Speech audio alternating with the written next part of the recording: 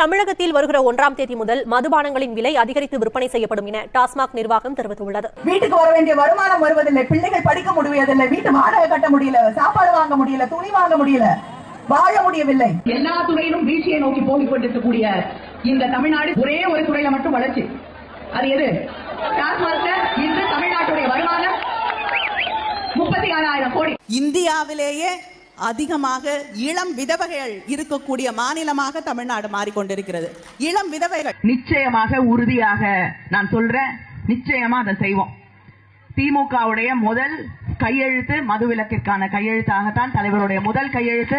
மதுக்கடைகள் மூடுற 10 மணிக்கு அப்புறம் மது விற்பனை இல்லைன்னு சொல்றாங்க. ஆனாலும் அதற்கப்புறம் 11-12 மணிக்கு கூட விற்கப்படுகிறது. நிச்சயமாக திமுக தலைவர்கள் அவர்கள் குடும்பங்கள் நேரடியாக நடத்தக்கூடிய மது ஆலைகள் மூடப்படும். நல்ல நேரம்லாம் யாரும் பார்க்கலங்க. மதுவிலக்கு கொண்டு வரப்படும் பொழுது நாங்கள் அந்த ஆலைகளை மூடுவோம். ஒரு நாள் டாஸ்மாக் கடைகள் இல்லாத தமிழகத்தை உருவாக்கக்கூடிய அத்தனை முன்னேற்றங்களை திராவிட முன்னேற்ற கழகம் செய்யும். தமிழ்நாட்டில் மதுவிலக்கு சாத்தியமா சாத்தியம் நீங்க திமுக வந்து ஆட்சி வந்த உடனே முதல் கையெழுத்த வந்து மதுவிலக்கு இருக்குன்னு சொல்லியிருந்தீங்க.